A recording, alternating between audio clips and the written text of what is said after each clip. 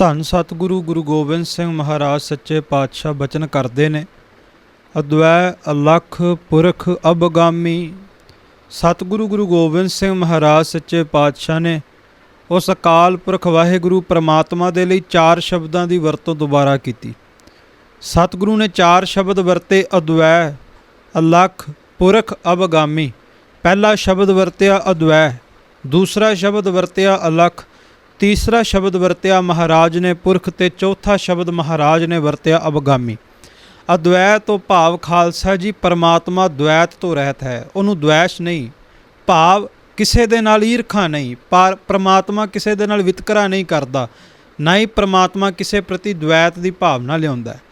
ਦੇਖੋ ਦਾਸ ਨੇ ਬਹਾਦਰ ਸ਼ਾਹ ਦਾ ਬਚਨ ਆਪ ਜੀ ਨਾਲ ਸਾਂਝਾ ਕੀਤਾ। ਔਰੰਗਜ਼ੇਬ ਦਾ ਪੁੱਤਰ ਹੈ, ਪਰ ਜੇ ਉਹ ਵੀ ਨਮਾਣਾ ਹੋ ਕੇ ਆਇਆ ਪਾਤਸ਼ਾਹ ਨੇ ਉਹਦੀ ਵੀ ਸਾਰ ਲਈ। ਧੰਨ ਸਤਿਗੁਰੂ ਗੁਰੂ ਗੋਬਿੰਦ ਸਿੰਘ ਮਹਾਰਾਜ ਦਾ ਕੱਲਾ ਕੱਲਾ ਤੀਰ ਇਸ ਗੱਲ ਦੀ ਹਾਮੀ ਭਰਦਾ ਕਿ ਜਿਸ ਕਲਗੀਆਂ ਵਾਲੇ ਦੇ ਗੁਣ ਗੁਰੂ ਕਿਆ ਸਿੱਖਾਂ ਤੂੰ ਨਿਤ ਗਾਉਂਦਾ, ਉਹ ਕਲਗੀਆਂ ਵਾਲਾ ਪਾਤਸ਼ਾਹ ਦ્વੈਤ ਤੋਂ ਰਹਿਤ ਹੈ, ਈਰਖਾ ਤੋਂ ਰਹਿਤ ਹੈ। ਉਹਦੇ ਵਿੱਚ ਦ્વੈਸ਼ ਨਹੀਂ, ਭਾਵਨਾ ਈਰਖਾ ਵਾਲੀ ਨਹੀਂ। ਕਿਉਂਕਿ ਸਤਿਗੁਰੂ ਗੁਰੂ ਗੋਬਿੰਦ ਸਿੰਘ ਮਹਾਰਾਜ ਦੇ ਤੀਰ ਦੇ ਉੱਤੇ ਆਪਾਂ ਸਾਰੇ ਜਾਣਦੇ ਸੋਨਾ ਲੱਗਾ ਹੁੰਦਾ ਸੀ ਕਿ ਜੇ ਉਹ ਤੀਰ ਕਿਸੇ ਨੂੰ ਜਾ ਕੇ ਫੱਟੜ ਕਰੇ ਤਾਂ ਉਹ ਸੋਨੇ ਦੀ ਵਿੱਚੋਂ ਨਿਕਲੀ ਮਾਇਆ ਦੇ ਨਾਲ ਆਪਣਾ ਇਲਾਜ ਕਰਾ ਲਵੇ, ਅਤੇ ਜੇਕਰ ਉਸ ਤੀਰ ਕਿਸੇ ਦੇ ਪ੍ਰਾਣ ਖਿੱਚ ਲਵੇ ਤਾਂ ਉਹਦੇ ਸੰਸਕਾਰ ਦੇ ਲਈ, ਉਹਦੀ ਅੰਤਮ ਕਿਰਿਆ ਦੇ ਲਈ, ਉਹਦੇ ਪਰਿਵਾਰ ਦੇ ਰੁਜ਼ਗਾਰ ਦੇ ਲਈ ਉਹ ਤੀਰ ਦਾ ਸੋਨਾ ਕੰਮ ਆ ਸਕੇ। ਸੋ ਧੰਨ ਸਤਿਗੁਰੂ ਗੁਰੂ ਗੋਬਿੰਦ ਸਿੰਘ ਮਹਾਰਾਜ ਲਿਖਦੇ ਨੇ ਪਰਮਾਤਮਾ ਅਦਵੈਤ ਹੈ, ਭਾਵ ਉਹਦੇ ਵਿੱਚ ਦ્વੈਤ ਨਹੀਂ, ਈਰਖਾ ਨਹੀਂ। ਦੂਸਰਾ ਸ਼ਬਦ ਸਤਿਗੁਰੂ ਗੁਰੂ ਗੋਬਿੰਦ ਸਿੰਘ ਮਹਾਰਾਜ ਨੇ ਵਰਤਿਆ ਅਲਖ। ਸਤਿਗੁਰੂ ਗੁਰੂ ਗੋਬਿੰਦ ਸਿੰਘ ਮਹਾਰਾਜ ਕਹਿੰਦੇ ਉਹ ਲਖਤਾ ਤੋਂ ਰਹਿਤ ਹੈ, ਭਾਵ ਲੇਖੇ ਵਿੱਚ ਨਹੀਂ ਆਉਂਦਾ। ਕੋਈ ਪਰਮਾਤਮਾ ਨੂੰ ਲਿਖ ਨਹੀਂ ਸਕਦਾ ਕਿ ਇਹ ਮੈਂ ਪਰਮਾਤਮਾ ਦਾ ਅੰਤ ਲਿਖ ਦਿੱਤਾ। ਪਰਮਾਤਮਾ ਲੇਖੇ ਤੋਂ ਰਹਿਤ ਹੈ, ਅਲਖ ਹੈ, ਪੁਰਖ ਹੈ। ਪੁਰਖ ਤੋਂ ਭਾਵ ਜਿਵੇਂ ਪਹਿਲਾਂ ਵੀ ਬੇਨਤੀ ਕੀਤੀ ਕਿ ਜਿਤਨੀਆਂ ਵੀ ਪੁਰੀਆਂ ਪਰਮਾਤਮਾ ਨੇ ਸਾਜੀਆਂ, ਐਸੀਆਂ ਪਰਮਾਤਮਾ ਨੇ ਪੁਰੀਆਂ ਸਾਜੀਆਂ, ਐਸੇ ਇਲਾਕੇ ਸਾਜੇ ਨੇ ਕਿ ਆਪਣੀ ਬਣਾਈ ਹੋਈ ਇਸ ਪੁਰੀ ਦੇ ਵਿੱਚ ਉਹ ਆਪ ਸਮਾਇਆ ਹੋਇਆ ਹੈ, ਇਸ ਪੁਰੀ ਨੂੰ ਸਾਜ ਕੇ ਆਪ ਵਿੱਚ ਰਮਿਆ ਹੋਇਆ ਹੈ। ਚੌਥਾ ਸ਼ਬਦ ਸਤਿਗੁਰੂ ਨੇ ਵਰਤਿਆ ਅਬਗਾਮੀ। ਅਬਗਾਮੀ ਉਹਨੂੰ ਕਿਹਾ ਜਾਂਦਾ ਹੈ ਜਿਹਨੂੰ ਕੋਈ ਸੰਸਾ ਨਾ ਹੋਵੇ ਅਤੇ ਪੂਰਨ ਗਿਆਨ ਹੋਵੇ। ਪਰ ਪਿਆਰ ਵਾਲਿਓ, ਸੰਸਾਰ ਦੇ ਵਿੱਚ ਹਰ ਇੱਕ ਬੰਦੇ ਨੂੰ ਸੰਸਾ ਹੈ, ਸੰਸਾ ਹੈ ਤਾਂ ਹੀ ਭਟਕ ਰਿਹਾ ਹੈ। ਪਰ ਜੇਕਰ ਸੰਸਾਰ ਦੇ ਵਿੱਚ ਕਿਸੇ ਨੂੰ ਸੰਸਾ ਨਹੀਂ ਤੇ ਕੇਵਲ ਅਕਾਲ ਪੁਰਖ ਵਾਹਿਗੁਰੂ ਪਰਮਾਤਮਾ ਹੈ। ਸੋ ਸਤਿਗੁਰੂ ਗੁਰੂ ਗੋਬਿੰਦ ਸਿੰਘ ਮਹਾਰਾਜ ਬਚਨ ਕਰਦੇ ਨੇ ਅਦਵੈ ਅਲਖ ਪੁਰਖ ਅਬਗਾਮੀ। ਅੱਗੇ ਬਚਨ ਕਰਦੇ ਨੇ ਸਭ ਘਟ ਘਟ ਕੇ ਅੰਤਰ ਜਾਮੀ, ਕਿ ਉਹ ਅਕਾਲ ਪੁਰਖ ਵਾਹਿਗੁਰੂ ਪਰਮਾਤਮਾ ਸਾਰਿਆਂ ਦੇ ਦਿਲਾਂ ਦੀ ਜਾਣਦਾ। ਜੇ ਤੂੰ ਕਪਟ ਲੈ ਕੇ ਵੀ ਪਰਮਾਤਮਾ ਕੋਲ ਆਵੇਂ ਤੇ ਤੂੰ ਪਰਮਾਤਮਾ ਨੂੰ ਠੱਗ ਨਹੀਂ ਸਕਦਾ। ਨਾ ਉਹ ਮਰੇ ਨਾ ਠਾਗੇ ਜਾਹੇ, ਜਿਨ ਕੈ ਰਾਮ ਵਸੇ ਮਨ ਮਾਹੇ। ਤੂੰ ਪਰਮਾਤਮਾ ਨਾਲ ਕਪਟ ਕਰਕੇ ਪਰਮਾਤਮਾ ਨੂੰ ਠੱਗ ਨਹੀਂ ਸਕਦਾ। ਸਹਿਸ ਸਿਆਣਪਾ ਲੱਖ ਹੋਏ ਤਾਂ ਇੱਕ ਨਾ ਚੱਲੈ ਨਾਲ। ਤੇਰੀ ਚਤਰਾਈ ਪਰਮਾਤਮਾ ਦੇ ਬੂਹੇ 'ਤੇ ਨਹੀਂ ਚੱਲਣੀ, ਕਿਉਂਕਿ ਪਰਮਾਤਮਾ ਤੇਰੇ ਅੰਦਰ ਦੀ ਜਾਣਦਾ। ਮੈਂ ਬਹਾਦਰ ਸ਼ਾਹ ਦਾ ਬਚਨ ਆਪ ਜੀ ਨਾਲ ਸਾਂਝਾ ਕੀਤਾ ਸੀ। ਇੱਕ ਇਤਿਹਾਸ ਦੀ ਝਾਤ ਪਾਵਾਂ। ਕਲਗੀਧਰ ਪਾਤਸ਼ਾਹ ਨੇ ਬਹਾਦਰ ਸ਼ਾਹ ਨੂੰ ਰਾਜ ਦਿਵਾਇਆ। ਬਹਾਦਰ ਸ਼ਾਹ ਨੇ ਕੁਝ ਕੇ ਵਾਅਦੇ ਕੀਤੇ ਤੇ ਮੁੱਕਰ ਗਿਆ, ਭੁੱਲ ਗਿਆ, ਵਿਸਰ ਗਿਆ, ਰਾਜ ਭਾਗ ਦੇ ਵਿੱਚ ਉਲਝ ਗਿਆ। ਅਤੇ ਸਤਿਗੁਰੂ ਗੁਰੂ ਗੋਬਿੰਦ ਸਿੰਘ ਮਹਾਰਾਜ ਨੇ ਬਹਾਦਰ ਸ਼ਾਹ ਨੂੰ ਉਹਦੇ ਵਾਅਦੇ ਚੇਤੇ ਕਰਾਉਣ ਦੇ ਲਈ ਤੰਦੇ 'ਤੇ ਤੀਰ ਚਾੜ੍ਹ ਕੇ ਖਾਲਸਾ ਜੀ ਬਹਾਦਰ ਸ਼ਾਹ ਵੱਲ ਛੱਡਿਆ। ਬਹਾਦਰ ਸ਼ਾਹ ਆਪਣੇ ਮਹਿਲਾਂ ਦੇ ਵਿੱਚ, ਸਤਿਗੁਰੂ ਗੁਰੂ ਗੋਬਿੰਦ ਸਿੰਘ ਮਹਾਰਾਜ ਕੋਹਾਂ ਦੀ ਦੂਰੀ 'ਤੇ, ਅਤੇ ਕਹਿੰਦੇ ਨੇ ਜਿਹੜਾ ਤੀਰ ਕਲਗੀਧਰ ਪਾਤਸ਼ਾਹ ਜੀ ਦਾ ਛੱਡਿਆ ਹੋਇਆ ਸੀ, ਉਹ ਤੀਰ ਜਾ ਕਰਕੇ ਮੰਜੇ ਦੇ ਪਾਵੇ ਨੂੰ ਲੱਗਾ ਜਿੱਥੇ ਬਹਾਦਰ ਸ਼ਾਹ ਬੈਠ ਕੇ ਜੂਆ ਖੇਡ ਰਿਹਾ ਸੀ। ਜਦੋਂ ਮੰਜੇ ਦੇ ਪਾਵੇ ਨੂੰ ਆ ਕੇ ਤੀਰ ਲੱਗਾ ਤਾਂ ਤੀਰ ਦੇ ਉੱਤੇ ਸੋਨਾ ਵੇਖ ਕੇ ਬਹਾਦਰ ਸ਼ਾਹ ਨੇ ਨਿਰਣਾ ਕੀਤਾ ਕਿ ਇਹ ਤੀਰ ਤੇ ਕਲਗੀਆਂ ਵਾਲੇ ਪਾਤਸ਼ਾਹ ਦਾ ਹੈ, ਇਹ ਤੀਰ ਤੇ ਗੁਰੂ ਗੋਬਿੰਦ ਸਿੰਘ ਮਹਾਰਾਜ ਸੱਚੇ ਪਾਤਸ਼ਾਹ ਦਾ। ਬਹਾਦਰ ਸ਼ਾਹ ਕਹਿਣ ਲੱਗਾ ਕਿ ਇਹ ਮਹਾਰਾਜ ਦੀ ਕਰਾਮਾਤ ਹੈ। ਆਪਣੇ ਮਨ ਦੇ ਵਿੱਚ ਉਹਨੇ ਫੁਰਨਾ ਜਗਾਇਆ ਕਿ ਮਹਾਰਾਜ ਤਾਂ ਨਿਕਟ ਨੇੜੇ ਨਜ਼ਰ ਨਹੀਂ ਆਉਂਦੇ, ਪਰ ਮਹਾਰਾਜ ਦਾ ਤੀਰ ਐਨ ਨਿਸ਼ਾਨੇ 'ਤੇ ਲੱਗਾ, ਇਹ ਮਹਾਰਾਜ ਦੀ ਕਰਾਮਾਤ ਹੈ। ਅਤੇ ਪਿਆਰ ਵਾਲਿਓ, ਇੰਨੇ ਨੂੰ ਦੂਸਰਾ ਤੀਰ ਆ ਕੇ ਮੰਜੇ ਦੇ ਪਾਵੇ 'ਤੇ ਲੱਗਾ, ਔਰ ਉਸ ਤੀਰ ਦੇ ਵਿੱਚ ਚਿੱਠੀ ਬੰਨੀ ਹੋਈ ਸੀ, ਬਹਾਦਰ ਸ਼ਾਹ ਇਹ ਕਰਾਮਾਤ ਨਹੀਂ, ਇਹ ਮੇਰੇ ਸ਼ਸਤਰ ਵਿਦਿਆ ਦਾ ਅਭਿਆਸ ਹੈ। ਇਹ ਹੈ ਸਭ ਘਟ ਘਟ ਕੇ ਅੰਤਰਜਾਮੀ, ਕਿ ਉਹ ਘੱਟ ਘੱਟ ਦੀ ਜਾਣਦਾ ਹੈ, ਤੇਰੇ ਅੰਦਰ ਦੀ ਜਾਣਦਾ ਹੈ। ਭਾਵੇਂ ਸਤਿਗੁਰੂ ਨੇ ਜਵਾਬ 'ਚ ਕਿਹਾ ਕਿ ਇਹ ਕਰਾਮਾਤ ਨਹੀਂ, ਇਹ ਸ਼ਸਤਰ ਵਿਦਿਆ ਦਾ ਅਭਿਆਸ ਹੈ, ਪਰ ਭਾਵਨਾ ਨਾਲ ਅਨੁਭਵ ਕਰੋ ਕਿ ਬਹਾਦਰ ਸ਼ਾਹ ਕੇਵਲ ਆਪਣੇ ਮਨ ਦੇ ਵਿੱਚ ਫੁਰਨਾ ਲਿਆ ਰਿਹਾ ਹੈ ਕਿ ਮਹਾਰਾਜ ਦੀ ਕਰਾਮਾਤ ਹੈ, ਅਤੇ ਮਹਾਰਾਜ ਕੋਹਾਂ ਤੋਂ ਦੂਰ ਉਹਦੇ ਫੁਰਨੇ ਦਾ ਵੀ ਜਵਾਬ ਭੇਜ ਦਿੰਦੇ ਨੇ। ਇਹਨੂੰ ਕਹਿੰਦੇ ਨੇ ਅੰਤਰਜਾਮਤਾ। ਤਾਂ ਹੀ ਚੌਪਈ ਸਾਹਿਬ 'ਚ ਕਿਹਾ, ਘਟ ਘਟ ਕੇ ਅੰਤਰ ਕੀ ਜਾਣਤ, ਭਲੇ ਬੁਰੇ ਕੀ ਪੀਰ ਪਛਾਨਤ। ਉਹ ਹਰ ਇੱਕ ਦੇ ਅੰਦਰ ਦੀ ਜਾਣਦਾ, ਭਲੇ ਨੂੰ ਵੀ ਉਹ ਪਹਿਚਾਣਦਾ ਅਤੇ ਬੁਰੇ ਬੰਦੇ ਦੀ ਭਾਵਨਾ ਨੂੰ ਵੀ ਪਹਿਚਾਣਦਾ। ਸੋ ਸਤਿਗੁਰੂ ਕਹਿੰਦੇ ਉਹ ਪ੍ਰਮਾਤਮਾ ਨਾਲ ਕਪਟ ਨਾ ਕਮਾ। ਜੇ ਉਹਨੂੰ ਚੇਤੇ ਕਰਨਾ ਹੈ ਨਾ, ਫਿਰ ਸੱਚਮੁੱਚ ਇਕਾਗਰ ਚਿੱਤ ਹੋ ਕੇ ਭਾਵਨਾ ਸਹਿਤ ਪ੍ਰੇਮ ਸਹਿਤ ਉਹਨੂੰ ਚੇਤੇ ਕਰੀ। ਕੇਵਲ ਲੋਕ ਵਿਖਾਵੇ ਕਰਕੇ ਤੂੰ ਨਿਤਨੇਮ ਨਾ ਕਰੀ, ਕੇਵਲ ਲੋਕ ਵਿਖਾਵੇ ਕਰਕੇ ਗੁਰੂ ਘਰ ਸੇਵਾ ਨਾ ਕਰੀ। ਜੇ ਸੱਚਮੁੱਚ ਸੇਵਾ ਕਰਨੀ ਹੈ, ਫਿਰ ਇਸ ਭਾਵਨਾ ਨਾਲ ਸੇਵਾ ਕਰੀ ਕਿ ਮੈਂ ਸੇਵਾ ਕਰਕੇ ਆਪਣੇ ਗੁਰੂ ਨਾਨਕ ਦੀ ਖੁਸ਼ੀ ਲੈਣੀ ਹੈ, ਮੈਂ ਸੇਵਾ ਕਰਕੇ ਗੁਰੂ ਗੋਬਿੰਦ ਸਿੰਘ ਮਹਾਰਾਜ ਦੀ ਰਹਿਮਤ ਦਾ ਪਾਤਰ ਬਣਨਾ ਹੈ। ਸੋ ਕਲਗੀਆਂ ਵਾਲੇ ਮਹਾਰਾਜ ਅੱਗੇ ਬਚਨ ਕਰਦੇ ਨੇ, ਅਲੱਖ ਰੂਪ ਅਛੈ ਅਨਭੇਖਾ। ਸਤਿਗੁਰੂ ਕਹਿੰਦੇ ਉਸ ਪਰਮਾਤਮਾ ਦਾ ਰੂਪ ਕੋਈ ਲੱਖ ਨਹੀਂ ਸਕਦਾ, ਭਾਵ ਲਿਖ ਨਹੀਂ ਸਕਦਾ। ਕਹਿਣ ਤੋਂ ਭਾਵ ਕਿ ਜਿਹਦਾ ਕੋਈ ਰੂਪ ਹੋਵੇਗਾ ਉਹਦਾ ਹੀ ਕੋਈ ਰੂਪ ਦੱਸ ਸਕਦਾ ਵੀ ਇਹ ਫਲਾਣੇ ਬੰਦੇ ਦਾ ਰੂਪ ਹੈ, ਪਰ ਪਰਮਾਤਮਾ ਦਾ ਤਾਂ ਕੋਈ ਰੂਪ ਹੀ ਨਹੀਂ। ਪਰਮਾਤਮਾ ਤੇ ਅਰੂਪ ਹੈ, ਉਹ ਰੂਪਾਂ ਵਿੱਚ ਨਹੀਂ ਆਉਂਦਾ, ਪਰ ਹਾਂ ਸਾਰੇ ਰੂਪ ਉਹਦੇ ਦੇ ਬਣਾਏ ਨੇ, ਪਰ ਪਰਮਾਤਮਾ ਦਾ ਆਪ ਦਾ ਕੋਈ ਰੂਪ ਨਹੀਂ। ਇਸੇ ਕਰਕੇ ਸਤਿਗੁਰੂ ਨੇ ਕਿਹਾ ਅਲੱਖ ਰੂਪ, ਉਹਦਾ ਰੂਪ ਨਹੀਂ ਲਿਖਿਆ ਜਾ ਸਕਦਾ। ਅਛੈ, ਅਛੈ ਤੋਂ ਭਾਵ ਕਿ ਨਾਸ਼ ਤੋਂ ਰਹਿਤ ਹੈ। ਪਰਮਾਤਮਾ ਦਾ ਕੋਈ ਨਾਸ਼ ਨਹੀਂ ਕਰ ਸਕਦਾ, ਪਰਮਾਤਮਾ ਨਾਸ਼ ਤੋਂ ਰਹਿਤ ਹੈ। ਔਰ ਅਨਭੇਖਾ, ਅਨਭੇਖਾ ਤੋਂ ਭਾਵ ਖਾਲਸਾ ਜੀ ਪਰਮਾਤਮਾ ਦਾ ਕੋਈ ਵੱਖਰਾ ਭੇਸ ਨਹੀਂ। ਜੇ ਆਪਾਂ ਕਹਿ ਦਈਏ ਕਿ ਇਹ ਫਲਾਣਾ ਭੇਸ ਪਰਮਾਤਮਾ ਦਾ ਹੈ, ਫਲਾਣਾ ਭੇਸ ਪਰਮਾਤਮਾ ਦਾ ਹੈ, ਠੀਕ ਹੈ। ਸੰਸਾਰ ਦੇ ਵਿੱਚ ਪਰਮਾਤਮਾ ਦੀ ਪ੍ਰਾਪਤੀ ਦੇ ਲਈ ਇਨਸਾਨ ਨੇ ਵੱਖੋ ਵੱਖਰੇ ਭੇਖ ਧਾਰਨ ਕੀਤੇ ਨੇ, ਧਰਮ ਦੇ ਲਿਬਾਸ ਪਾਏ ਨੇ, ਪਰ ਪਰਮਾਤਮਾ ਕਿਸੇ ਭੇਖ ਦੇ ਵਿੱਚ ਬੰਨਿਆ ਹੋਇਆ ਨਹੀਂ। ਪਰਮਾਤਮਾ ਦਾ ਕੋਈ ਭੇਖ ਨਹੀਂ, ਪਰ ਹਾਂ ਸਾਰੇ ਭੇਖ ਬਣਾਏ ਪਰਮਾਤਮਾ ਦੇ ਜ਼ਰੂਰ ਨੇ। ਇੱਕ ਵਿਦਵਾਨ ਨੇ, ਇੱਕ ਰੰਗਲਈ ਰੂਹ ਨੇ ਬੜਾ ਸੋਹਣਾ ਲਿਖਿਆ, ਕਹਿੰਦੇ ਤੂੰ ਪਰਮਾਤਮਾ ਨੂੰ ਲੱਭਣ ਤੁਰਿਆ, ਪਰ ਹਾਲੇ ਤੱਕ ਤੂੰ ਭੇਸਾਂ ਦੇ ਵਿੱਚ ਹੀ ਫਸਿਆ ਫਿਰਦਾ, ਹਾਲੇ ਤੱਕ ਤੂੰ ਰੰਗਾਂ ਵਿੱਚ ਫਸਿਆ ਫਿਰਦਾ। ਇਹ ਮੇਰਾ ਰੰਗ ਹੈ, ਇਹ ਮੇਰਾ ਰੰਗ ਹੈ, ਇਹ ਮੇਰਾ ਲਿਬਾਸ ਹੈ, ਇਹ ਮੇਰੇ ਕੱਪੜੇ ਨੇ, ਇਹ ਮੇਰਾ ਭੇਸ ਹੈ, ਇਹ ਮੇਰਾ ਧਰਮ ਹੈ। ਪਰ ਉਹ ਲਿਖਦਾ ਕਿੱਥੇ ਤੂੰ ਲੱਭਣ ਤੁਰਿਆ, ਉਹਦਾ ਤੇ ਕੋਈ ਦੇਸ ਨਹੀਂ, ਤੂੰ ਹੀ ਕਾਲੇ ਚਿੱਟੇ ਪਾਉਣਾ, ਉਹਦਾ ਤੇ ਕੋਈ ਭੇਸ ਨਹੀਂ। ਕਹਿੰਦੇ ਤੂੰ ਪਰਮਾਤਮਾ ਨੂੰ ਲੱਭਣ ਤੁਰਿਆ, ਪਰ ਪਰਮਾਤਮਾ ਦਾ ਤੇ ਕੋਈ ਦੇਸ ਨਹੀਂ, ਪਰ ਤੂੰ ਤੇ ਕਾਲੇ ਚਿੱਟੇ ਰੰਗ ਪਾ ਲਏ ਵੀ ਆ ਮੇਰਾ ਰੰਗ ਹੈ, ਆ ਮੇਰਾ ਰੰਗ ਹੈ, ਪਰ ਪਰਮਾਤਮਾ ਦਾ ਤੇ ਕੋਈ ਵੱਖਰਾ ਰੰਗ ਨਹੀਂ। ਚੱਕਰ ਚਿਹਨ ਅਰ ਬਰਨ ਜਾਤ ਅਰ ਪਾਤ ਨਹਿਨ ਜੇ, ਰੂਪ ਰੰਗ ਅਰ ਰੇਖ ਭੇਖ ਕਉ ਕਹਿ ਨਾ ਸਕਤ ਗੇ। ਮਹਾਰਾਜ ਨੇ ਸਰਬਲੋ ਗ੍ਰੰਥ ਸਾਹਿਬ ਦੀ ਬਾਣੀ ਦੇ ਵਿੱਚ ਬਚਨ ਕੀਤੇ, ਫਾਰਸੀ ਦੇ ਵਿੱਚ ਬਚਨ ਕਰਦੇ ਨੇ, ਖਾਲਕ ਖਲਕ ਖਲਕ ਦਰ ਖਾਲਕ, ਦਿਲ ਅੰਦਰ ਦੀਦਾਨ ਸਰਸਤ, ਨੂਰ ਨ ਅੱਲ੍ਹਾ ਹੈ ਨੂਰ ਨ ਰੋਸ਼ਨ, ਦਿਲ ਬਜ਼ਾਰਾ ਚੂੰ ਹੈਵਾਨਸਤ। ਐ ਗੁਰੂ ਕਿਆ ਸਿੱਖਾ, ਪਰਮਾਤਮਾ ਦਾ ਰੰਗ ਕੋਈ ਨਹੀਂ, ਪਰ ਸੱਚੀ ਗੱਲ ਹੈ ਜਿੰਨੇ ਵੀ ਰੰਗ ਨਜ਼ਰ ਆਉਂਦੇ ਨੇ ਸਾਰਿਆਂ ਦੇ ਵਿੱਚ ਹੀ ਪਰਮਾਤਮਾ ਵਸਦਾ। ਰੰਗ ਸਭੇ ਨਾਰਾਇਣ ਜੇਤੇ ਮਨ ਭਵਨ। ਪਰਮਾਤਮਾ ਦਾ ਕੋਈ ਵੱਖਰਾ ਧਾਰਮਿਕ ਲਿਬਾਸ ਨਹੀਂ, ਪਰ ਕਿਤੇ ਈਰਖਾ ਨਾ ਕਰੀ ਧਰਮ ਦੇ ਨਾਲ, ਕਿਉਂਕਿ ਸਾਰਿਆਂ ਧਰਮਾਂ ਦੇ ਵਿੱਚ ਹੀ ਪਰਮਾਤਮਾ ਵਸਦਾ। ਪਰਮਾਤਮਾ ਦੀ ਕੋਈ ਵੱਖਰੀ ਜਾਤ ਨਹੀਂ, ਪਰ ਕਿਤੇ ਜਾਤ ਦੇ ਨਾਮ 'ਤੇ ਵੀ ਈਰਖਾ ਵਿਤਕਰਾ ਨਾ ਕਰੀ ਕਿ ਮੈਂ ਉੱਚੀ ਜਾਤੀ ਦਾ, ਉਹ ਨੀਵੀਂ ਜਾਤੀ ਦਾ। ਪਰਮਾਤਮਾ ਹੀ ਸਾਰੀਆਂ ਜਾਤਾਂ ਦੇ ਵਿੱਚ ਵਸਦਾ। ਇਹ ਪਰਮਾਤਮਾ ਦੀ ਬਖਸ਼ਿਸ਼ ਹੈ। ਪਰ ਮਹਾਰਾਜ ਕਹਿੰਦੇ ਨੇ ਉਹਦੇ ਨੂਰ ਨੂੰ, ਉਹਦੀ ਜੋਤ ਨੂੰ ਤੱਕਣ ਦਾ ਯਤਨ ਕਰ, ਕਿਉਂਕਿ ਜਿਨ੍ਹਾਂ ਨੇ ਪਰਮਾਤਮਾ ਦੀ ਜੋਤ ਨੂੰ ਨਹੀਂ ਤੱਕਿਆ, ਨੂਰ ਨ ਅੱਲ੍ਹਾ ਨੂਰ ਨ ਰੋਸ਼ਨ, ਜਿਨ੍ਹਾਂ ਨੇ ਉਸ ਦੀ ਜੋਤ ਦੀ ਰੋਸ਼ਨੀ ਨੂੰ ਨਹੀਂ ਤੱਕਿਆ, ਅੱਲਾ ਦੀ ਖੁਦਾ ਦੀ ਰੋਸ਼ਨੀ ਨੂੰ ਨਹੀਂ ਤੱਕਿਆ, ਕਹਿੰਦੇ ਉਹ ਇਨਸਾਨ ਨਹੀਂ, ਉਹ ਤੇ ਹੈਵਾਨ ਬਣ ਕੇ ਸੰਸਾਰ 'ਤੇ ਭਟਕ ਗਏ। ਸੋ ਯਤਨ ਕਰੀਏ, ਉਸ ਪਰਮਾਤਮਾ ਦੇ ਚਰਨਾਂ ਜੁੜੀਏ ਜੋ ਕਿ ਅਲੱਖ ਰੂਪ ਅਛੈ ਅਨਭੇਖਾ।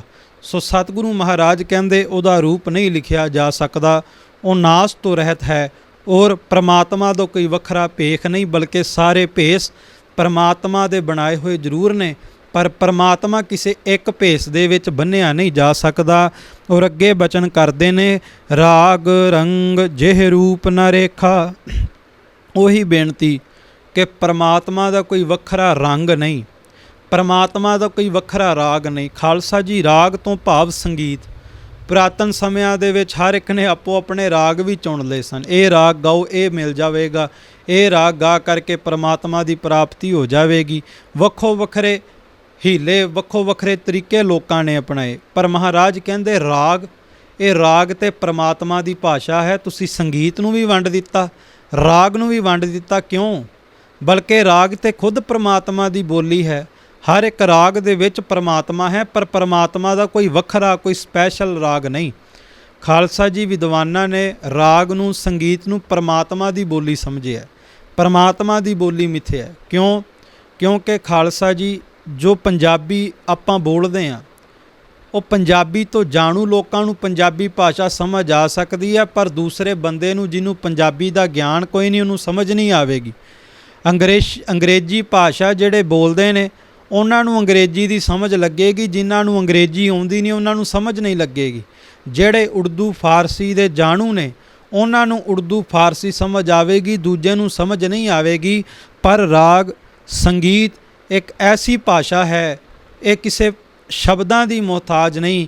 ਕਿਸੇ ਵੀ ਧਰਮ ਦਾ, ਕਿਸੇ ਵੀ ਮਜ਼ਹਬ ਦਾ, ਕਿਸੇ ਵੀ ਭਾਸ਼ਾ ਦਾ ਜਾਣੂ ਬੰਦਾ ਕਿਸੇ ਵੀ ਸੰਗੀਤ ਨੂੰ ਸੁਣੇ ਤੇ ਸੰਗੀਤ ਦੀ ਧੁਨੀ ਉਹਦੇ ਮਨ 'ਤੇ ਅਸਰ ਜ਼ਰੂਰ ਕਰੇਗੀ।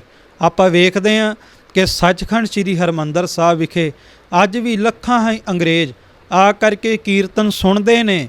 ਜੇ ਉਹਨਾਂ ਨੂੰ ਪੁੱਛਿਆ ਜਾਵੇ ਕਿ ਤੁਹਾਨੂੰ ਕੀਰਤਨ ਦੇ ਬੋਲ ਸਮਝ 'ਚ ਆਉਂਦੇ ਨੇ, ਉਹ ਕਹਿਣਗੇ ਭਾਵੇਂ ਸ਼ਬਦ ਸਮਝ 'ਚ ਨਹੀਂ ਆਉਂਦੇ, ਪਰ ਜਿਹੜੇ ਰਾਗ ਗੁਰੂ ਰਾਮਦਾਸ ਦੇ ਘਰ ਤੋਂ ਨਿਕਲਦੇ ਨੇ, ਇਹ ਰਾਗ ਸਾਡੇ ਤਪਦੇ ਹੋਏ ਹਿਰਦੇ ਤੱਕ ਠੰਡ ਪਾਉਂਦੇ ਨੇ। ਸੋ ਇਹ ਰੰਗ, ਇਹ ਰਾਗ, ਇਹ ਪਰਮਾਤਮਾ ਦੇ ਬਣਾਏ ਨੇ। Music is the language of God. ਪਰਮਾਤਮਾ ਦੀ ਭਾਸ਼ਾ ਹੈ ਸੰਗੀਤ। ਸੋ ਸਤਿਗੁਰੂ ਕਹਿੰਦੇ ਸੰਗੀਤ ਨੂੰ ਨਾ ਵੰਡੋ। ਪਰਮਾਤਮਾ ਦਾ ਕੋਈ ਵੱਖਰਾ ਰਾਗ ਨਹੀਂ, ਬਲਕਿ ਸਾਰੇ ਰਾਗ ਪਰਮਾਤਮਾ ਦੇ ਹੀ ਬਣਾਏ ਨੇ। ਪਰਮਾਤਮਾ ਦਾ ਕੋਈ ਵੱਖਰਾ ਰੰਗ ਨਹੀਂ, ਸਾਰੇ ਰੰਗ ਪਰਮਾਤਮਾ ਦੇ ਹੀ ਸਾਜੇ ਹੋਏ ਨੇ। ਆਪਣੇ ਆਪਣੇ ਰੰਗ ਮਿੱਥ ਕੇ ਆਪਣੇ ਮਨ ਦੇ ਵਿੱਚ ਈਰਖਾ ਨਾ ਜਗਾਓ। ਰਾਗ ਰੰਗ ਜਿਹ ਰੂਪ ਨਾ ਰੇਖਾ। ਔਰ ਪਰਮਾਤਮਾ ਦਾ ਕੋਈ ਰੂਪ ਬਿਆਨ ਨਹੀਂ ਕਰ ਸਕਦਾ, ਕਿਉਂਕਿ ਪਰਮਾਤਮਾ ਅਰੂਪ ਹੈ, ਅਦ੍ਰਿਸ਼ਟ ਹੈ, ਰੂਪ ਵਿੱਚ ਨਹੀਂ ਆਉਂਦਾ। ਉਹਨੂੰ ਅਰੂਪ ਕਰਕੇ ਤੱਕਿਆ ਜਾ ਸਕਦਾ ਹੈ ਅੰਤਰਮੁਖੀ ਨੇਤਰਾਂ ਦੇ ਨਾਲ। ਔਰ ਰੇਖਾ ਤੋਂ ਭਾਵ ਖਾਲਸਾ ਜੀ ਕਿ ਪਰਮਾਤਮਾ ਦੀ ਕੋਈ ਵੱਖਰੀ ਨਿਸ਼ਾਨੀ ਨਹੀਂ, ਪਰਮਾਤਮਾ ਦਾ ਕੋਈ ਵੱਖਰਾ ਚਿੰਨ੍ਹ ਨਹੀਂ।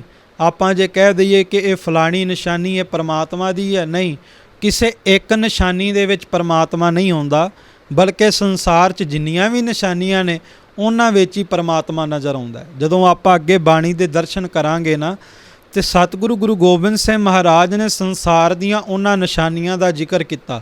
ਮਹਾਰਾਜ ਨੇ ਬਨਸਪਤੀ ਦਾ ਜ਼ਿਕਰ ਕੀਤਾ, ਪੰਛੀਆਂ ਦਾ ਜ਼ਿਕਰ ਕੀਤਾ, ਇਨਸਾਨਾਂ ਦਾ ਜ਼ਿਕਰ ਕੀਤਾ, ਕੀੜਿਆਂ ਦਾ ਜ਼ਿਕਰ ਕੀਤਾ, ਦੇਵੀ ਦੇਵਤਿਆਂ ਦਾ ਜ਼ਿਕਰ ਕੀਤਾ, ਫਰਿਸ਼ਤਿਆਂ ਦਾ, ਪੀਰਾਂ ਪੈਗੰਬਰਾਂ ਦਾ ਜ਼ਿਕਰ ਕੀਤਾ। ਸਾਰਿਆਂ ਦਾ ਜ਼ਿਕਰ ਕਰਕੇ ਅੰਤ ਮਹਾਰਾਜ ਨੇ ਕਿਹਾ, ਤੂੰ ਹੀ ਤੂੰ ਹੀ, ਤੂੰ ਹੀ ਤੂੰ ਹੀ, ਤੂੰ ਹੀ ਤੂੰ ਹੀ, ਤੂੰ ਹੀ ਤੂੰ ਹੀ। ਮਹਾਰਾਜ ਕਹਿੰਦੇ ਮੈਂ ਤੇ ਬਨਸਪਤੀ ਵੱਲ ਦੇਖਾਂ, ਪਰਮਾਤਮਾ ਮੈਨੂੰ ਤੂੰ ਹੀ ਨਜ਼ਰ ਆਉਂਦਾ। ਮਹਾਰਾਜ ਕਹਿੰਦੇ ਮੈਂ ਤੇ ਵਾਯੂ ਵੱਲ ਦੇਖਾਂ, ਆਕਾਸ਼ ਵੱਲ ਦੇਖਾਂ, ਪਾਣੀ ਵੱਲ ਤੇ ਦੇਖਾਂ, ਪਰਮਾਤਮਾ ਮੈਨੂੰ ਤੇ ਕੇਵਲ ਤੂੰ ਹੀ ਨਜ਼ਰ ਆਉਂਦਾ। ਰਸਨਾ ਜਪਤੀ ਤੂੰ ਹੀ, ਤੇਰੇ ਤੋਂ ਬਿਨਾਂ ਸੰਸਾਰ ਤੇ ਕੁਝ ਵੀ ਨਹੀਂ।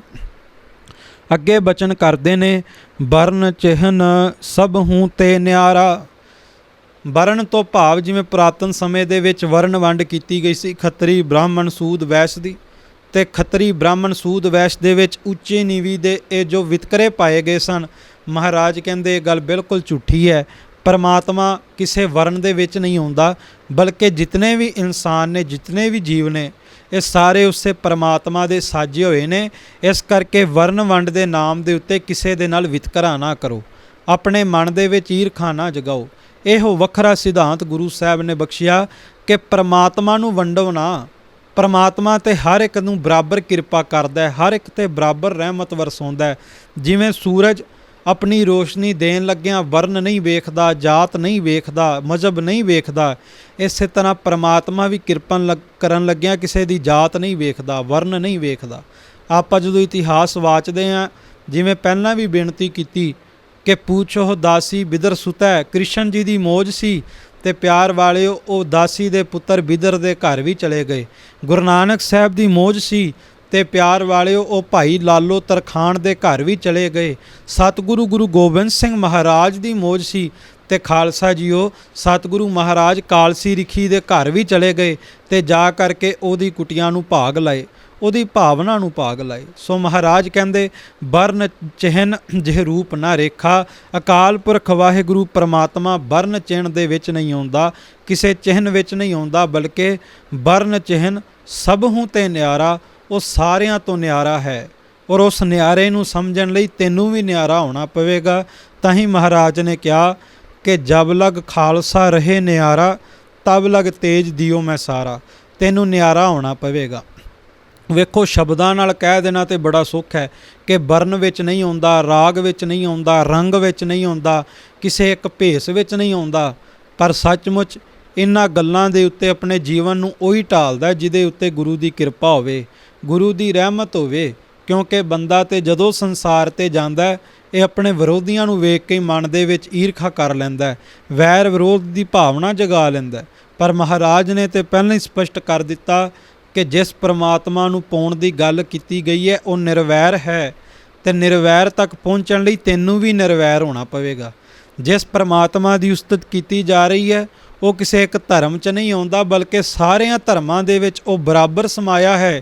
ਇਸ ਕਰਕੇ ਤੈਨੂੰ ਵੀ ਧਰਮ ਦੇ ਵਿਤਕਰੇ ਮਕਾਉਣੇ ਪੈਣਗੇ, ਧਰਮ ਦੇ ਝਗੜੇ, ਈਰਖਾ ਝਗੜੇ ਮਕਾਉਣੇ ਪੈਣਗੇ, ਤਾਂ ਪ੍ਰਮਾਤਮਾ ਦੀ ਪ੍ਰਾਪਤੀ ਹੋਏਗੀ। ਅਗਲੀ ਪੰਕਤੀ ਦੇ ਵਿੱਚ ਪਾਤਸ਼ਾਹ ਬਚਨ ਕਰਦੇ ਨੇ, ਵਰਨ ਚਿਹਨ ਜਿਹ ਜਾਤ ਨਾ ਪਾਤਾ। ਜਿਵੇਂ ਪਹਿਲਾਂ ਬੇਨਤੀ ਕੀਤੀ, ਵਰਨ ਵੰਡ ਦੇ ਵਿੱਚ ਨਹੀਂ ਆਉਂਦਾ। ਪਰਮਾਤਮਾ ਦਾ ਕੋਈ ਵੱਖਰਾ ਚਿੰਨ੍ਹ ਨਹੀਂ। ਚਿੰਨ੍ਹ ਤੋਂ ਭਾਵ ਜਿਵੇਂ ਧਾਰਮਿਕ ਚਿੰਨ੍ਹ ਅੱਜ ਵੱਖੋ ਵੱਖਰੇ ਬਣੇ ਨੇ, ਹਰ ਇੱਕ ਧਰਮ ਦਾ ਕੋਈ ਵੱਖੋ ਵੱਖਰਾ ਚਿੰਨ੍ਹ ਹੈ, ਪਰੰਤੂ ਇਹ ਚਿੰਨ੍ਹ ਇਹ ਸਾਰੇ ਪਰਮਾਤਮਾ ਦੀ ਹੋਂਦ ਤੋਂ ਜਾਣੂ ਕਰਾਉਂਦੇ ਨੇ। ਪਰ ਪਿਆਰ ਵਾਲਿਓ ਬੰਦਾ ਕਈ ਵਾਰ ਭੁਲੇਖਾ ਖਾ ਜਾਂਦਾ ਕਿ ਆਪਣੇ ਧਰਮ ਦੇ ਚਿੰਨ੍ਹ ਦੇ ਕਰਕੇ ਵੀ ਇਹ ਬੰਦਾ ਹੰਕਾਰ ਕਰ ਜਾਂਦਾ ਹੈ ਕਿ ਮੇਰਾ ਧਰਮ ਸਭ ਤੋਂ ਉੱਚਾ, ਮੇਰਾ ਚਿੰਨ੍ਹ ਸਭ ਤੋਂ ਉੱਚਾ। ਮਹਾਰਾਜ ਕਹਿੰਦੇ ਧਰਮ ਕਦੇ ਵੀ ਇੱਦਾਂ ਦੀ ਭਾਵਨਾ ਨਹੀਂ ਜਗਾਉਂਦਾ, ਬਲਕਿ ਧਰਮ ਤੇ ਇਹ ਗੱਲ ਸਿਖਾਉਂਦਾ ਹੈ ਕਿ ਹਮ ਨਹੀਂ ਚੰਗੇ ਬੁਰਾ ਨਹੀਂ ਕੋਏ। ਕਬੀਰ ਸਾਹਿਬ ਕਹਿੰਦੇ ਨੇ ਤੂੰ ਇਹ ਗੱਲ ਜਿੱਦਣ ਕਵੇਂਗਾ ਨਾ ਕਿ ਮੈਂ ਚੰਗਾ ਨਹੀਂ ਤੇ ਸੰਸਾਰ ਦੇ ਵਿੱਚ ਕੋਈ ਬੁਰਾ ਨਹੀਂ, ਤੇ ਸੱਚਮੁੱਚ ਤੈਨੂੰ ਉਹ ਪਰਮਾਤਮਾ ਦੇ ਦਰਸ਼ਨ ਹੋਣਗੇ। ਵਰਨ ਚਿਹਨ ਜਿਹ ਜਾਤ ਨਾ ਪਾਤਾ। ਪਰਮਾਤਮਾ ਦੀ ਕੋਈ ਵੱਖਰੀ ਜਾਤ ਨਹੀਂ, ਬਲਕਿ ਪਰਮਾਤਮਾ ਹਰ ਇੱਕ ਜਾਤੀ ਦੇ ਇਨਸਾਨ ਦੇ ਅੰਦਰ ਸਮਾਇਆ ਹੋਇਆ ਹੈ। ਔਰ ਅੱਗੇ ਬਚਨ ਕਰਦੇ ਨੇ, ਸਤਰ ਮਿੱਤਰ ਜਿਹ ਤਾਤ ਨਾ ਮਾਤਾ। ਪਰਮਾਤਮਾ ਕਿਸੇ ਦਾ ਸ਼ਤਰੂ ਨਹੀਂ, ਪਰਮਾਤਮਾ ਕਿਸੇ ਦੇ ਨਾਲ ਵੈਰ ਨਹੀਂ ਕਰਦਾ। ਸ਼ਤਰੂ ਤੋਂ ਭਾਵ ਪਰਮਾਤਮਾ ਕਿਸੇ ਦੇ ਨਾਲ ਦੁਸ਼ਮਣੀ ਨਹੀਂ ਕਰਦਾ, ਬਲਕਿ ਜੇ ਪਰਮਾਤਮਾ ਦੀ ਮਾਰ ਵੀ ਪੈਂਦੀ ਹੈ ਪਿਆਰ ਵਾਲਿਓ ਬੰਦੇ ਨੂੰ ਸਿੱਧੇ ਰਾਹ ਪਾਉਣ ਲਈ ਪੈਂਦੀ ਹੈ। ਜਿਵੇਂ ਮਾਂ ਪਿਓ, ਬੱਚਾ ਕੋਈ ਗਲਤੀ ਕਰੇ ਤੇ ਮਾਂ ਪਿਓ ਭਾਵੇਂ ਬੱਚੇ ਨੂੰ ਮਾਰੇ ਵੀ, ਪਰ ਉਹਨਾਂ ਦੀ ਬੱਚੇ ਨਾਲ ਦੁਸ਼ਮਣੀ ਨਹੀਂ ਹੁੰਦੀ, ਬਲਕਿ ਬੱਚੇ ਨੂੰ ਸਿੱਧੇ ਰਾਹ ਪਾਉਣ ਲਈ ਉਹ ਗੁੱਸਾ ਕਰਦੇ ਨੇ, ਕ੍ਰੋਧ ਕਰਦੇ ਨੇ ਕਿ ਬੱਚਾ ਸਿੱਧੇ ਰਾਹ ਪੈ ਜਾਵੇ, ਇਸ ਕਰਕੇ ਝਿੜਕਦੇ ਨੇ। ਜੇ ਪਰਮਾਤਮਾ ਵੀ ਮਾਰੇ, ਪਰਮਾਤਮਾ ਦੀ ਮਾਰ ਪਵੇ, ਤੇ ਪਰਮਾਤਮਾ ਵੀ ਕਿਸੇ ਨਾਲ ਦੁਸ਼ਮਣੀ ਨਹੀਂ ਕਰਦਾ, ਬਲਕਿ ਬੰਦੇ ਨੂੰ ਪਰਮਾਤਮਾ ਸਿੱਧੇ ਰਾਹ ਪਾਉਣਾ ਚਾਹੁੰਦਾ ਹੈ। ਜੇ ਗੁਰ ਝਿੜਕੇ ਤਾਂ ਮਿੱਠਾ ਲੱਗੈ। ਜੇ ਗੁਰੂ ਦੀ ਪਰਮਾਤਮਾ ਦੀ ਝਿੜਕ ਵੀ ਪਵੇ ਤੇ ਉਹ ਝਿੜਕ ਵੀ ਮਿੱਠੀ ਹੁੰਦੀ ਹੈ, ਕਿਉਂਕਿ ਉਸ ਝਿੜਕ ਦੇ ਵਿੱਚੋਂ ਸਾਨੂੰ ਸੁਚੱਜਾ ਰਾਹ ਪ੍ਰਾਪਤ ਹੋਣਾ ਹੈ। ਅੱਗੇ ਪਾਤਸ਼ਾਹ ਬਖਸ਼ਿਸ਼ ਕਰਦੇ ਨੇ, ਜਿਹ ਤਾਤ ਨਾ ਮਾਤਾ। ਅਕਾਲ ਪੁਰਖ ਵਾਹਿਗੁਰੂ ਪਰਮਾਤਮਾ ਨੂੰ ਬਣਾਉਣ ਵਾਲਾ, ਜਨਮ ਦੇਣ ਵਾਲਾ ਕੋਈ ਮਾਤਾ ਪਿਤਾ ਅੱਜ ਤੱਕ ਵੀ ਸੰਸਾਰ ਦੇ ਉੱਤੇ ਲੱਭਿਆ ਨਹੀਂ ਗਿਆ। ਕਿਉਂਕਿ ਪਰਮਾਤਮਾ ਨੂੰ ਕਿਸੇ ਨੇ ਜਨਮ ਨਹੀਂ ਦਿੱਤਾ। ਪਰਮਾਤਮਾ ਨੇ ਆਪਣੀ ਰਚਨਾ ਆਪਣੇ ਆਪ ਕੀਤੀ ਹੈ। ਆਪੀ ਨੇ ਆਪ ਸਾਜਿਓ, ਆਪੀ ਨੇ ਰਚਿਓ ਨਾਉ। ਦੋਈ ਕੁਦਰਤ ਸਾਜੀਐ, ਕਰ ਆਸਨ ਡਿਠੋ ਚਾਓ। ਵੇਖੋ ਕੇਵਲ ਇਹ ਗੱਲ ਕਹਿ ਕੇ ਇਹ ਸਪਸ਼ਟ ਹੀ ਕੀਤਾ ਹੈ ਕਿ ਪਰਮਾਤਮਾ ਨੂੰ ਕੋਈ ਬਣਾਉਣ ਵਾਲਾ ਨਹੀਂ, ਪਰਮਾਤਮਾ ਦਾ ਕਿਸੇ ਨੇ ਅੰਤ ਨਹੀਂ ਪਾਇਆ। ਪਰ ਇਹ ਕੋਈ ਨਹੀਂ ਜਾਣਦਾ ਕਿ ਜਦੋਂ ਬ੍ਰਹਿਮੰਡ ਨਹੀਂ ਸੀ, ਪ੍ਰਿਥਵੀ ਨਹੀਂ ਸੀ, ਅਰਬਦ ਨਰਬਦ ਧੁੰਦੂਕਾਰਾ, ਚਾਰੇ ਪਾਸੇ ਘੁੱਪ ਹਨੇਰਾ ਸੀ, ਤੇ ਪਰਮਾਤਮਾ ਨੇ ਆਪਣੀ ਸਾਜਨਾ ਕਿਵੇਂ ਕੀਤੀ, ਆਪਣੀ ਰਚਨਾ ਕਿਵੇਂ ਕੀਤੀ। ਕਿਉਂਕਿ ਜਪਜੀ ਸਾਹਿਬ ਦੇ ਵਿੱਚ ਵੀ ਮਹਾਰਾਜ ਕਹਿੰਦੇ, ਜਾ ਕਰਤਾ ਸ੍ਰਿਸ਼ਟੀ ਕੋ ਸਾਜੇ, ਆਪੇ ਜਾਣੈ ਸੋਈ। ਜਿਹਨੇ ਸ੍ਰਿਸ਼ਟੀ ਨੂੰ ਸਾਜਿਆ ਇਹ ਪਰਮਾਤਮਾ ਖੁਦ ਹੀ ਜਾਣਦਾ ਕਿ ਉਹਨੇ ਸਾਰੀ ਖੇਡ ਕਿਵੇਂ ਰਚੀ। ਕੇਵਲ ਤੇ ਕੇਵਲ ਬੰਦਿਆ ਤੇਰਾ ਫਰਜ਼ ਹੈ ਕਿ ਤੂੰ ਪਰਮਾਤਮਾ ਦੀ ਰਚੀ ਹੋਈ ਖੇਡ ਦੇ ਵਿੱਚ ਪਰਮਾਤਮਾ ਦੇ ਨਾਲ ਸੁਰਤ ਜੋੜ ਕੇ ਆਪਣੇ ਜੀਵਨ ਨੂੰ ਸੁਚੱਜੀ ਤਰ੍ਹਾਂ ਬਤੀਤ ਕਰ ਸਕੇ। ਸਤਿਗੁਰੂ ਕਹਿੰਦੇ ਜਿਹੜਾ ਕਿਸੇ ਦਾ ਸ਼ਤਰੂ ਨਹੀਂ, ਜਿਹੜਾ ਪਰਮਾਤਮਾ ਜਨਮ ਤੋਂ ਮੁਕਤ ਹੈ, ਜਿਸ ਪਰਮਾਤਮਾ ਦੇ ਮਾਤਾ ਪਿਤਾ ਬਿਆਨ ਨਹੀਂ ਕੀਤੇ ਜਾ ਸਕਦੇ, ਕਿਉਂਕਿ ਪਰਮਾਤਮਾ ਹੀ ਸਾਰਿਆਂ ਦਾ ਮਾਤਾ ਪਿਤਾ ਹੈ। ਤੂੰ ਮਾਤ ਪਿਤਾ ਹਮ ਬਾਰਕ ਤੇਰੇ, ਤੁਮਰੀ ਕਿਰਪਾ ਮਹਿ ਸੂਖ ਕਨੇਰੇ, ਕੋਏ ਨਾ ਜਾਣੈ ਤੁਮਰਾ ਅੰਤ, ਉੱਚੇ ਤੇ ਉੱਚਾ ਭਗਵੰਤ। ਕੋਈ ਵੀ ਤੇਰਾ ਅੰਤ ਨਹੀਂ ਜਾਣਦਾ, ਭਾਵੇਂ ਵੱਡੇ ਤੋਂ ਵੱਡਾ ਰਿਸ਼ੀ ਮੁਨੀ ਕਿਉਂ ਨਾ ਹੋਵੇ, ਤਪੀਸਰ ਕਿਉਂ ਨਾ ਹੋਵੇ। ਮਹਾਰਾਜ ਕਹਿੰਦੇ ਅੱਗੇ ਜਲ ਥਲ ਮਹੀਲ ਜਾਹੇ ਬਸੇਰਾ। ਸਤਿਗੁਰੂ ਕਹਿੰਦੇ ਜਲ ਦੇ ਵਿੱਚ ਤੇ ਥਲ ਦੇ ਵਿੱਚ, ਜਿਵੇਂ ਪਹਿਲਾਂ ਬੇਨਤੀ ਕੀਤੀ ਕਿ ਜਿਹੜੇ ਜਲ ਦੇ ਵਿੱਚ ਜੀਵ ਵਸਦੇ ਨੇ ਉਹਨਾਂ 'ਚ ਵੀ ਪਰਮਾਤਮਾ ਹੈ, ਤੇ ਦੂਜਾ ਜੋ ਜਲ ਹੈ, ਜੋ ਪਾਣੀ ਹੈ, ਉਹਨਾਂ 'ਚ ਵੀ ਪਰਮਾਤਮਾ ਹੈ। ਪਹਿਲਾ ਪਾਣੀ ਜਿਉ ਹੈ ਜਿਤ ਹਰਿਆ ਸਭ ਕੋਇ। ਜੇ ਪਰਮਾਤਮਾ ਪਾਣੀ ਦੇ ਵਿੱਚ ਵਸਦਾ ਤਾਂ ਹੀ ਪਿਆਰ ਵਾਲਿਓ ਪਾਣੀ ਸਾਨੂੰ ਜੀਵਨ ਦਾਨ ਦੇ ਰਿਹਾ। ਜੇ ਪਰਮਾਤਮਾ ਪਾਣੀ 'ਚ ਨਾ ਹੋਵੇ ਤਾਂ ਜੀਵਨ ਦਾਨ ਮਿਲਣਾ ਬਹੁਤ ਕਠਿਨ ਹੈ। ਦੂਸਰਾ ਥਲ, ਥਲ ਤੋਂ ਭਾਵ ਧਰਤੀ ਦੇ ਵਿੱਚ ਵੀ, ਰੇਤਾ ਦੇ ਵਿੱਚ ਵੀ, ਮਿੱਟੀ ਦੇ ਵਿੱਚ ਵੀ ਪਰਮਾਤਮਾ ਵਸਦਾ ਹੈ। ਬਖਸ਼ਿਸ਼ ਕਰਦੇ ਨੇ ਸਤਿਗੁਰੂ ਗੁਰੂ ਗ੍ਰੰਥ ਸਾਹਿਬ ਜੀ ਵੀ ਬਚਨ ਕਰਦੇ ਨੇ ਕਿ ਜਲ ਥਲ ਮਹੀਲ ਪੂਰਿਆ, ਸੁਆਮੀ ਸਿਰਜਣਹਾਰ, ਅਨਕ ਭਾਂਤ ਹੋਏ ਪਸਰਿਆ, ਨਾਨਕ ਏਕ ਓੰਕਾਰ। ਕਹਿੰਦੇ ਅਨੇਕਾਂ ਹੀ ਥਾਵਾਂ 'ਤੇ ਪਸਰਿਆ ਹੈ, ਪਰ ਪਸਰਿਆ ਇੱਕੋ ਅਕਾਲ ਪੁਰਖ ਵਾਹਿਗੁਰੂ ਪਰਮਾਤਮਾ ਹੈ। ਕਿਸ ਤਰ੍ਹਾਂ ਪਸਰਿਆ? ਜਲ ਔਰ ਥਲ, ਪਾਣੀ ਔਰ ਧਰਤੀ ਦੇ ਵਿੱਚ ਉਸ ਪਰਮਾਤਮਾ ਨੇ ਆਪਣਾ ਵਾਸਾ ਕੀਤਾ ਹੋਇਆ ਹੈ, ਇਹਨਾਂ ਦੇ ਵਿੱਚ ਸਮਾਇਆ ਹੋਇਆ ਹੈ। ਪਰ ਨਜ਼ਰ ਉਦੋਂ ਆਵੇਗਾ ਜਦੋਂ ਤੂੰ ਨਿਤ ਧਿਆਨ ਟਿਕਾਵੇਂਗਾ, ਜਦੋਂ ਤੂੰ ਨਿਤ ਸਿਮਰਨ ਕਰੇਂਗਾ, ਜਦੋਂ ਤੂੰ ਨਿਤ ਬੰਦਗੀ ਕਰੇਂਗਾ। ਅੱਗੇ ਸਤਿਗੁਰੂ ਗੁਰੂ ਗੋਬਿੰਦ ਸਿੰਘ ਮਹਾਰਾਜ ਬਚਨ ਕਰਦੇ ਨੇ, ਅਨਹਦ ਰੂਪ ਅਨਾਹਦ ਬਾਨੀ। ਸਤਿਗੁਰੂ ਕਹਿੰਦੇ ਜਦੋਂ ਸਿਮਰਨ ਕੀਤਾ, ਭਜਨ ਕੀਤਾ, ਬੰਦਗੀ ਕੀਤੀ, ਵਨਸਪਤੀ ਦੇ ਵਿੱਚੋਂ, ਵਾਯੂਮੰਡਲ ਦੇ ਵਿੱਚੋਂ, ਇਨਸਾਨਾਂ ਦੇ ਵਿੱਚੋਂ, ਮਾਨਸ ਜਾਤੀ ਵਿੱਚੋਂ ਪਰਮਾਤਮਾ ਨਜ਼ਰ ਆਇਆ ਤੇ ਉਦੋਂ ਸੋਝੀ ਪਈ ਕਿ ਪਰਮਾਤਮਾ ਦੇ ਰੂਪ ਦੀ ਹੱਦ ਕੋਈ ਵੀ ਨਹੀਂ ਬਣ ਸਕਦਾ, ਕਿਉਂਕਿ ਪਰਮਾਤਮਾ ਕਿਸੇ ਇੱਕ ਰੂਪ ਵਿੱਚ ਨਹੀਂ, ਬਲਕਿ ਜਿੰਨੇ ਵੀ ਸੰਸਾਰ ਦੇ ਰੂਪ ਆ ਰਹੇ ਨੇ, ਸੰਸਾਰ ਦੇ ਹਰ ਇੱਕ ਰੂਪ ਦੇ ਵਿੱਚ ਨਿਰੰਕਾਰ ਆਪ ਵਸਦਾ। ਸੰਸਾਰ ਦੇ ਹਰ ਇੱਕ ਜੀਵ ਜੰਤੂ ਦੇ ਵਿੱਚ ਪਰਮਾਤਮਾ ਆਪ ਵਸਦਾ। ਪਰਮਾਤਮਾ ਸੀਮਤ ਨਹੀਂ, ਕਿਸੇ ਸੀਮਾ ਦੇ ਵਿੱਚ ਨਹੀਂ ਬੰਨਿਆ ਜਾ ਸਕਦਾ, ਹਰ ਜਗ੍ਹਾ ਪਰਮਾਤਮਾ ਮੌਜੂਦ ਹੈ। ਪਿਆਰ ਵਾਲਿਓ, ਇਹ ਸਾਰੀ ਬਾਣੀ ਕੇਵਲ ਤੇ ਕੇਵਲ ਮੈਂ ਬੇਨਤੀ ਕਰਾਂ ਇੱਕ ਓੰਕਾਰ ਦੀ ਵਿਸਥਾਰ ਪੂਰਵਕ ਵਿਆਖਿਆ ਕਿ ਉਹ ਇੱਕ ਅਕਾਲ ਪੁਰਖ ਵਾਹਿਗੁਰੂ ਕਿਸ ਤਰ੍ਹਾਂ ਸਰਬ ਵਿਆਪਕ ਹੈ, ਉਹ ਕਿਸ ਤਰ੍ਹਾਂ ਰਮਿਆ ਹੋਇਆ ਹੈ। ਮਹਾਰਾਜ ਕਹਿੰਦੇ ਅਨਹਦ ਰੂਪ, ਉਹਦੇ ਰੂਪ ਦੀ ਸੀਮਾ ਨਹੀਂ ਬਿਆਨ ਕੀਤੀ ਜਾ ਸਕਦੀ, ਸਾਰਿਆਂ ਰੂਪਾਂ 'ਚ ਵਸਦਾ। ਅਨਾਹਦ ਬਾਣੀ, ਅਨਾਹਦ ਬਾਣੀ ਖਾਲਸਾ ਜੀ ਉਹਨੂੰ ਕਹਿੰਦੇ ਨੇ, ਉਹ ਨਾਦ, ਉਹ ਧੁਨੀ ਜਿਹੜੀ ਕੰਠ, ਮੂੰਹ ਅਤੇ ਸਵਾਸਾਂ ਤੋਂ ਬਿਨਾਂ ਪ੍ਰਗਟ ਹੁੰਦੀ ਹੈ। ਹੁਣ ਆਪਾਂ ਕਹਾਂਗੇ ਵੀ ਇਹ ਧੁਨੀ ਕਿਵੇਂ?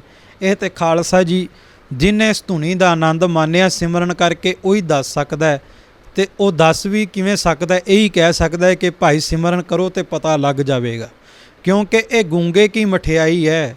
ਸਿਮਰਨ ਦਾ ਆਨੰਦ ਬਿਆਨ ਨਹੀਂ ਕੀਤਾ ਜਾ ਸਕਦਾ, ਕਿਹਾ ਜਾ ਸਕਦਾ ਅਨੰਦ ਸੁਣੋ ਵਡਭਾਗੀ ਹੋ, ਸਗਲ ਮਨੋਰਥ ਪੂਰੇ, ਪਾਰ ਬ੍ਰਹਮ ਪ੍ਰਭ ਪਾਇਆ ਉਤਰੇ, ਸਗਲ ਵਿਸੂਰੇ, ਦੁਖ ਰੋਗ ਸੰਤਾਪ ਉਤਰੇ, ਸੁਣੀ ਸੱਚੀ ਬਾਣੀ, ਸੰਤ ਸਾਜਨ ਭਏ ਸਰਸੇ, ਪੂਰੇ ਗੁਰ ਤੇ ਜਾਣੀ। ਬਿਆਨ ਨਹੀਂ ਕੀਤਾ ਜਾ ਸਕਦਾ, ਕੇਵਲ ਜਪਿਆ ਜਾ ਸਕਦਾ।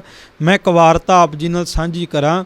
ਬਾਬਾ ਤੇਜਾ ਸਿੰਘ ਜੀ ਨੇ ਕਿਹਾ ਇੱਕ ਦਿਨ ਸੰਗਤ ਦੇ ਵਿੱਚ ਕਿ ਬਾਬਾ ਅਤਰ ਸਿੰਘ ਮਸਤੂਆਣੇ ਵਾਲੇ ਨਾਮ ਦੀ ਵਿਆਖਿਆ ਕਰਨਗੇ।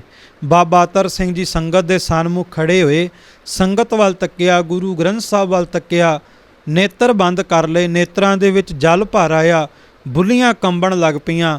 ਅਖੀਰ ਕੁਝ ਦੇਰ ਦੀ ਖਾਮੋਸ਼ੀ ਤੋਂ ਬਾਅਦ ਸੰਗਤ ਵੱਲ ਦੇਖਿਆ ਤੇ ਕਹਿਣ ਲੱਗੇ, ਸੰਗਤ ਜੀ ਨਾਮ ਦੱਸਣ ਦਾ ਵਿਸ਼ਾ ਨਹੀਂ, ਨਾਮ ਜਪਣ ਦਾ ਵਿਸ਼ਾ ਹੈ। ਬਸ ਅੱਜ ਗੱਲ ਕੀ ਹੈ, ਹਰ ਇੱਕ ਬੰਦਾ ਨਾਮ ਬਾਰੇ ਪੁੱਛਣਾ ਚਾਹੁੰਦਾ ਹੈ, ਨਾਮ ਬਾਰੇ ਸੁਣਨਾ ਚਾਹੁੰਦਾ ਹੈ, ਹਰ ਇੱਕ ਬੰਦਾ ਨਾਮ ਬਾਰੇ ਦੱਸਣਾ ਵੀ ਚਾਹੁੰਦਾ ਹੈ, ਕਥਾ ਵੀ ਕਰਨੀ ਚਾਹੁੰਦਾ ਹੈ, ਪਰ ਨਾਮ ਨੂੰ ਜਪਣਾ ਕੋਈ ਨਹੀਂ ਚਾਹੁੰਦਾ। ਸੋ ਇਹ ਜਪਣ ਦਾ ਵਿਸ਼ਾ ਹੈ। ਤੇ ਜਿਨ੍ਹਾਂ ਨੇ ਜਪਿਆ, ਗੁਰੂ ਗ੍ਰੰਥ ਸਾਹਿਬ ਦੀ ਬਾਣੀ ਕਹਿੰਦੀ ਹੈ, ਅਨਹਦ ਸ਼ਬਦ ਵਜੈ ਦਿਨ ਰਾਤੀ, ਅਵਗਤ ਕੀ ਗਤ ਗੁਰਮੁਖ ਜਾਤੀ। ਕਹਿੰਦੇ ਉਹਦੇ ਫਿਰ ਹਿਰਦੇ ਦੇ ਅੰਦਰ ਦਿਨ ਰਾਤ ਅਨਹਦ ਨਾਦ ਭਾਵ ਆਨੰਦ ਖੇੜਾ, ਨਾਨਕ ਭਗਤਾ ਸਦਾ ਵਿਗਾਸ, ਉਹਨਾਂ ਦੇ ਅੰਦਰ ਸਦਾ ਖੇੜਾ ਹੈ। ਅੱਜ ਸਾਡੇ ਮੱਥੇ ਤੇ ਚਿੰਤਾ ਦੀ ਤਿਉੜੀਆਂ ਤਾਂ ਨੇ ਕਿਉਂਕਿ ਨਾਮ ਤੋਂ ਟੁੱਟ ਚੁੱਕੇ ਹਾਂ। ਨਾਮ ਨੂੰ ਗਲਵੱਕੜੀ ਪਾਈਏ, ਸਾਰੀਆਂ ਚਿੰਤਾਵਾਂ ਦੂਰ ਹੋ ਜਾਣਗੀਆਂ।